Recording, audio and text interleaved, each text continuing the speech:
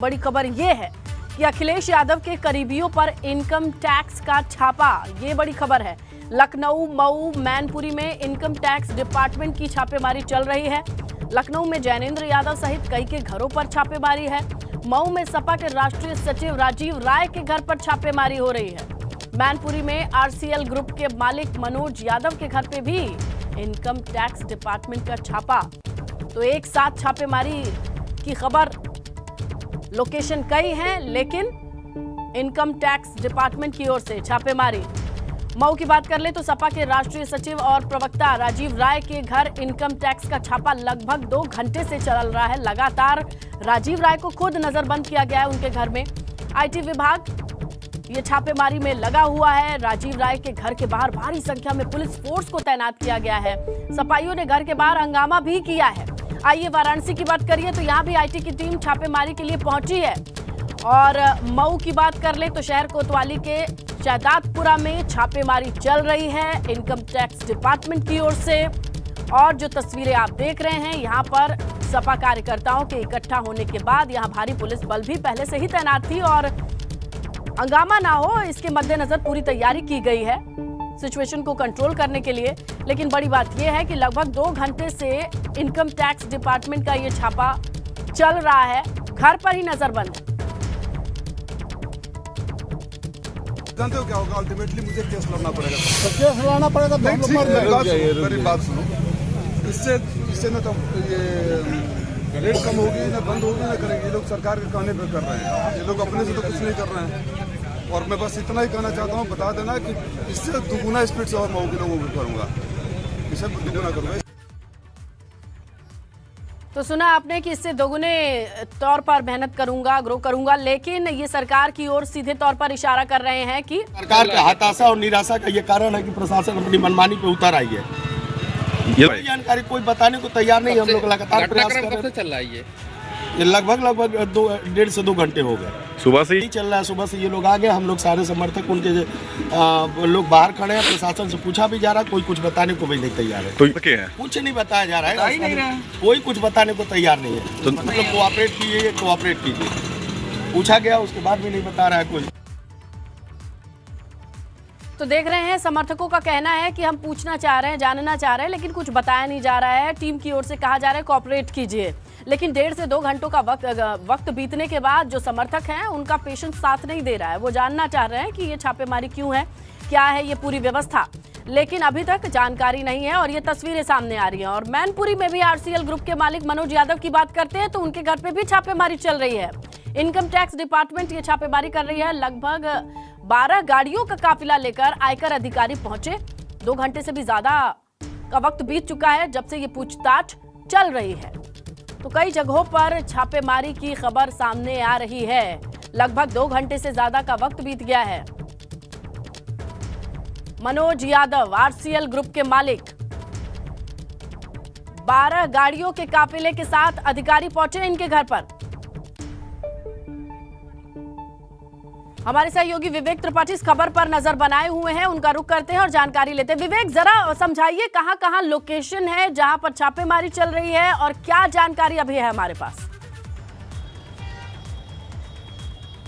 देखिए, इसमें लता सबसे महत्वपूर्ण जो छापेमारी हुई है वो है जैनेंद्र यादव के घर पर। गोमती नगर में, लखनऊ में उनका आवास है, पॉश इलाके में है।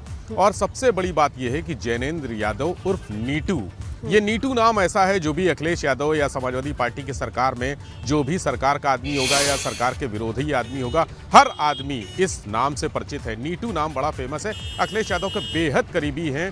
सारा काम अखिलेश यादव का नीटू ही देखते हैं। इसके अलावा हमने अभी अपने सूत्रों से पूछा कि नीटू का असल व्यवसाय क्या है, वो करते क्या है, तो लोगों ने बताया, समाजवादी पार्टी के लोगों ने, कि वो कुछ भी नहीं करते हैं। यानी उनकी कोई रियल एस्टेट कंपनी नहीं है, उनका कोई ऑर्गेनाइजेशन नहीं है, उनकी कोई दुकान नहीं है, उनका कोई ऐसा बिजनेस नहीं है जिससे वो आय होती हो, उनकी इनकम होती हो। यानी अखिलेश यादव का सारा काम देखते हैं। लेकिन फिर भी इनकम टैक्स का छापा पड़ा है। यानी उनके पास संपत्ति काफ़ी है। और टैक्स इवेजन, ये छापेमारी है टैक्स इवेजन की, यानी टैक्स चोरी की।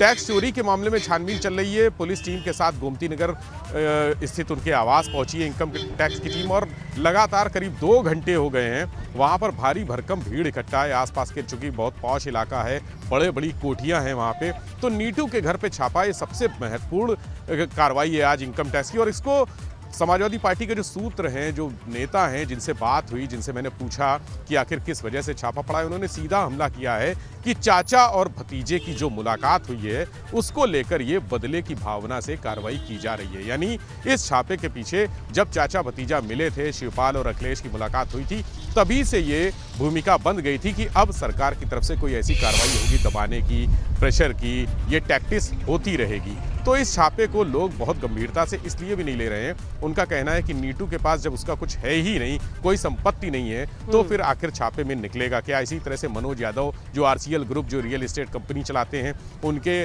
आवास पर भी छापा पड़ा है, उनकी कंपनी पर भी छापा पड़ा है। वहाँ मैनपुरी में तमाम लोकेशन पे छापा मारी हो रही है इस समय। तो उनके पास तो इवेजन निकल सकता है टैक्स का कुछ भी, लेकिन नीटू के पास जो सोर्सेस हैं वो कह रहे हैं कि कुछ भी नहीं है। लेकिन इसके पीछे जो बदले की भावना है वो यही है, आरोप है सपा नेताओं का। अनुराग भदौरिया से बात जगह से बिल्कुल विवेक, जिसका आप जिक्र कर रहे हैं वो हम दर्शकों को दिखाएंगे भी, क्योंकि वो हमने रिएक्शंस कलेक्ट किए हैं और उनका भी यही कहना है, और किसी को कुछ इन्फॉर्मेशन नहीं है, और 2 घंटे से समर्थक इंतजार कर रहे हैं घर के बाहर, वो भी हम लगातार तस्वीरें दिखा रहे हैं। विवेक, आप हमारे साथ बने रहिए, क्योंकि जिसका आप जिक्र कर रहे थे, अखिलेश के करीबियों पर इनकम टैक्स का जब ये छापा चल रहा है, तो इस पर सपा प्रवक्ता अनुराग भदौरिया ने निशाना साधा है। वो क्या कहते हैं, सुनिए आप। जैसे जैसे उत्तर प्रदेश में चुनाव पास आएगा, भारतीय जनता पार्टी हर तरह का हथकंडा अपनाना चाहती है। चाहे कितनी भी भारतीय जनता पार्टी यहाँ सरकारी तंत्र का दुरुपयोग कर ले, उत्तर प्रदेश की जनता ने आपको हराने का मन बना है। चलिए अब हम फिर से रुक करते हैं हमारे सहयोगी का, विवेक त्रिपाठी का, क्योंकि वो इस खबर पर नजर बनाए, डिटेल उनके पास है और लगातार बातचीत कर रहे हैं ग्राउंड पर लोगों से। अच्छा बताइए विवेक, किस तरीके से देखा जाएगा अगर इस छापेमारी के दरमियान नीटू की, जैसा आप बात करें, नीटू भैया के पास अगर कुछ नहीं मिलता है और किसी के पास कोई ऐसे दस्तावेज मिल भी जाते हैं, उसका लॉन्ग टर्म इम्पैक्ट क्या होगा?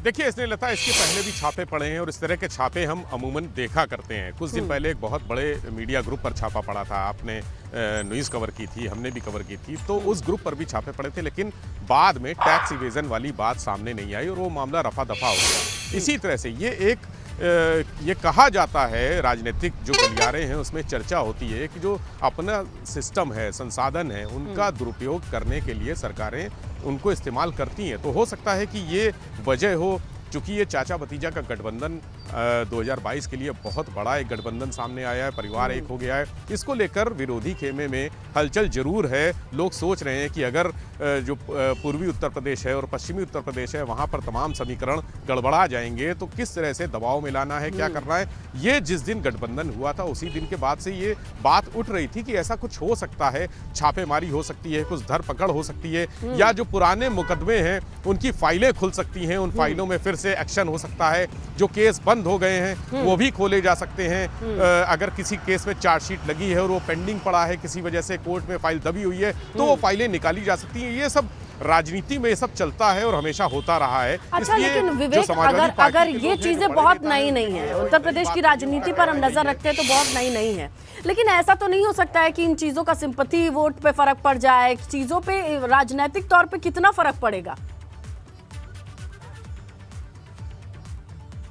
देखिए राजनीतिक रूप से इसका कोई फर्क फिलहाल अभी तो नहीं दिख रहा है, क्योंकि अभी कार्रवाई चल रही है। ये कार्रवाई कितनी लंबी चलेगी और वहां से क्या क्या चीजें मिलेंगी, अभी चूंकि हम नीटू की बात करें तो उनका अपना कुछ नहीं है, उनके पास अपनी कंपनी भी नहीं है। अब इनकम टैक्स ये देखेगी कि उनका अपना अगर कुछ नहीं है तो क्या परिवार का कुछ है, क्या उनकी पत्नी है, उनके परिवार में जो भाई बंधु हैं, जो रिश्तेदार हैं, जो सगे संबंधी हैं, कहीं ऐसा तो नहीं कि बेनामी संपत्तियां उनके नाम से बना रखी हो, या टैक्स जो कंपनियां बनाई हैं उनके नाम से बनाई हो और संचालन नीटू करते हो। इसमें हम किसी को क्लीन चिट नहीं दे रहे हैं। ऐसा नहीं है कि नीटू बहुत साफ सुथरे हैं या उन्होंने कोई गुनाह नहीं किया है या वो कभी पुलिस के घेरे में या कानून सवाल ये भी खड़ा होता है ना कि ये जो वक्त चुना गया है, टाइमिंग भी बहुत मैटर करती है। क्या ये रेगुलर प्रैक्टिस है इनकम टैक्स डिपार्टमेंट की कि हमारी नजर अभी पड़ी है, या फिर ये वाकई यही वक्त ही चुना गया है?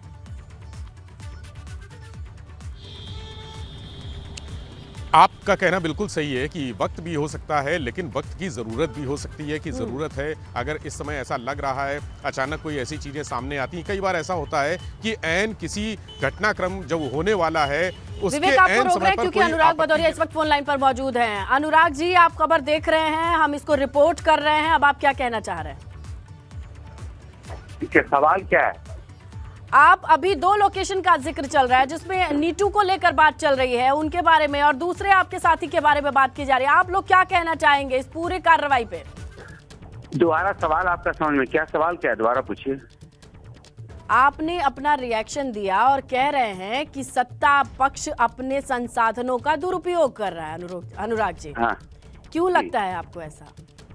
जैसे जैसे चुनाव पास आ रहा है, जैसे जैसे आपको चुनाव पास दिखाई पड़ेगा, भारतीय जनता पार्टी को अपनी हार दिखाई पड़ रही है। जब भारतीय जनता पार्टी को अपनी हार दिखाई दे रही है तो भारतीय जनता पार्टी हर तरह का संसाधन इस्तेमाल करती है ना, सरकारी तंत्र।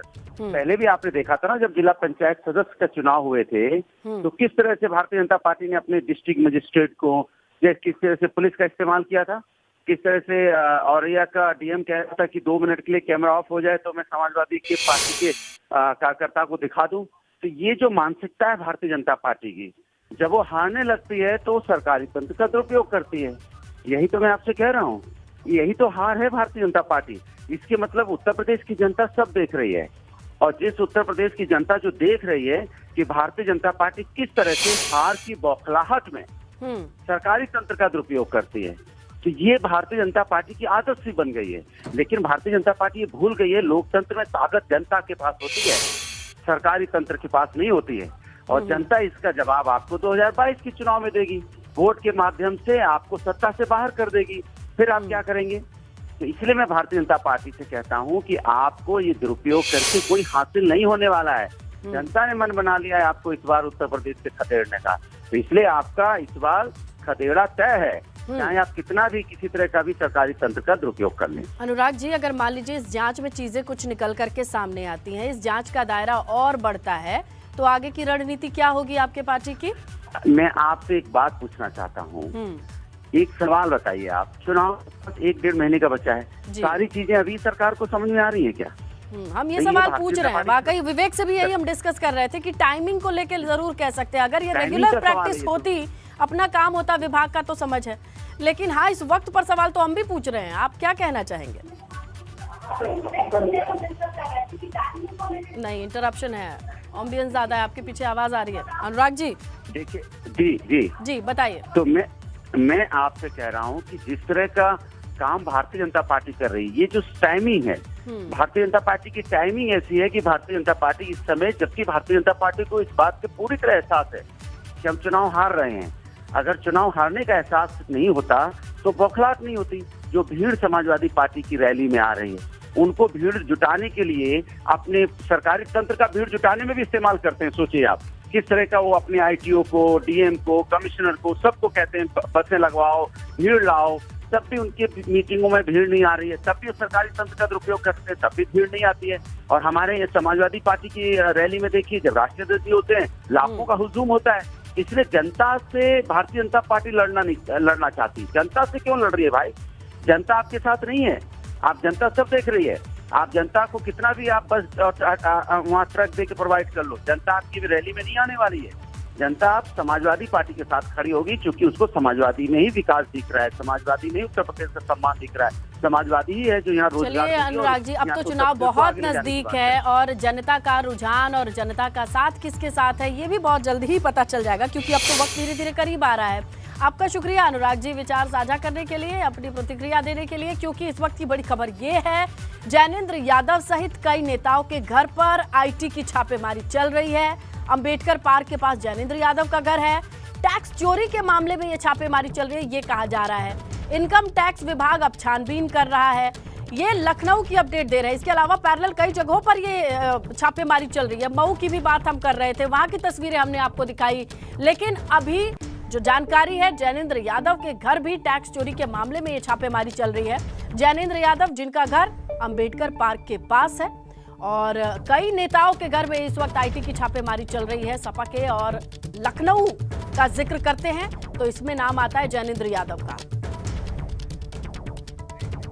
बड़ी खबर यह है कि मैनपुरी में आरसीएल ग्रुप के मालिक मनोज यादव के घर छापा चल रहा है इनकम टैक्स का। इसके अलावा सपा से जुड़े कई लोगों पर 3 छापेमारी 3 लोकेशन पर चल रही है। लखनऊ, मैनपुरी, मऊ, ये 3 लोकेशन है जहां इनकम टैक्स डिपार्टमेंट की टीमें पहुंची हुई हैं पूरे लाव लश्कर के साथ, और यहां पर छापेमारी लगातार चल रही है। वक्त तकरीबन 2 घंटे से ज्यादा बीत चुका है जब से ये छापेमारी चल रही है। इस पर तरह तरह की प्रतिक्रियाएं आनी शुरू हो गई हैं, क्योंकि मैनपुरी की आप बात करते हैं तो आरसीएल ग्रुप के मालिक मनोज यादव, इनके यहाँ छापेमारी चल रही है। 12 गाड़ियों का काफिला इनके घर पहुंचा और 2 घंटे से ज्यादा का वक्त बीत चुका है जब ये पूछताछ चल रही है। इस पूछताछ में कुछ निकल करके आया या नहीं, चलिए हम जाने हमारे सहयोगी विवेक त्रिपाठी से। विवेक, कुछ जानकारी मिल रही है इन 3 लोकेशन से, कोई अपडेट है अभी क्या? देखिए इसने लता, अभी छापेमारी जारी है। अपडेट यही है कि छापेमारी जारी है। तमाम जो कागज़ हैं, दस्तावेज हैं, रिकॉर्ड्स हैं, फाइलें हैं, कंप्यूटर से रिलेटेड चीज़ें हैं, उनकी हार्ड डिस्क है, वो सब कब्जे में लिया जा रहा है। लैपटॉप कब्जे में लिए हैं, कई मोबाइल फ़ोन भी कब्जे में लिए गए हैं। अभी उनकी स्क्रीनिंग होगी। फाइलों में क्या क्या लिखा है, कौन कौन सी चीज़ें हैं, बैंक अकाउंट्स खंगाले जा रहे हैं। तो इनकम टैक्स की कार्रवाई कोई पुलिस की कार्रवाई की तरह नहीं होती है कि तुरंत गिरफ्तारी, वो बहुत लंबा एक प्रोसीजर होता है। आज जो रिकॉर्ड्स लिए जाएंगे वहाँ पे, जो बैंक की डिटेल्स लिए जाएंगे, उनकी स्क्रूटनी की जाएगी, उनको देखा जाएगा, उनको चेक किया जाएगा। बहुत सारे क्रॉस चेक होंगे, एक जो कंपनी चार्टर्ड अकाउंटेंट होते हैं उनसे चेक करवाया जाएगा। बहुत सारे इसमें प्रोसेस, ये बहुत लंबा प्रोसेस है। इसमें 2 दिन भी लग सकते हैं, 4 दिन भी लग सकते हैं, 6 दिन भी लग सकते हैं। जो टैक्स इवेजन है वो कोई आसान काम नहीं है उसको ढूंढना कि कैसे वो होगा, कहाँ किस कंपनी से फंड आया है। क्योंकि कभी कभी इसमें ऐसा भी होता है कि जब आयकर छापेमारी होती है तो जो रुपए हैं, रुपयों का गलत उपयोग भी सामने आता है, यानी मनी लॉन्ड्रिंग भी सामने आती है। अगर कोई कंपनी बनाई है, वो कहीं ऐसा तो नहीं कि छदम कंपनी हो और किसी दूसरे के नाम से बनाई गई हो, जैसा हमने पिछले कई मामलों में देखा कि फर्जी नामों से लोग अपने ड्राइवर के, अपने रसोइये के नाम से कंपनियां बनाते हैं और उसमें पैसा आता है। कई ऐसी विदेशी फर्मों से पैसा आता है, कई ऐसी देशी फर्मों से पैसा आता है जिनका कोई कभी कॉन्टैक्ट रहा ही नहीं, जिनसे कभी बिजनेस नहीं हुआ। तो ये सब चीज़ें, ये सब प्रोसेस एक लंबा प्रोसेस है। इसकी छानबीन के बाद ही सही तस्वीर सामने आएगी कि वाकई में इन तीनों के यहाँ छापेमारी के दौरान जो रिजल्ट है वो क्या निकला, वो पॉजिटिव है या नेगेटिव है। अभी बात हो रही थी, जैसी अनुराग भदौरिया कह रहे थे कि ये छापेमारी बदले की नीयत से है, सरकार अपने सिस्टम का दुरुपयोग कर रही है। तो एक बात और मैं कहना चाहूँगा कि कभी कभी गलत वक्त पे सही चीज़ें हो जाती हैं, सही वक्त पे भी गलत चीज़ें होती हैं। तो हो सकता है कि ये छापेमारी सही हो, लेकिन वक्त गलत है। वक्त गलत इसलिए है क्योंकि चुनाव आने वाले हैं, चाचा भतीजा का गठबंधन हुआ है, तो ये वक्त गलत आम लोगों के लिए हो सकता है, लेकिन हो सकता है और बातें दूर तक चलेंगी। देखते हैं कि इसका नतीजा क्या निकलता है। और 2 से 4 दिन का वक्त लगेगा तो समर्थकों को शांत कराना कितना आसान होगा, ये भी देखने वाली बात होगी। अब बने रहिए विवेक। फिलहाल तमाम जानकारियों के लिए शुक्रिया, क्योंकि इस बड़ी खबर पर हमारी नजर लगातार बनी हुई है।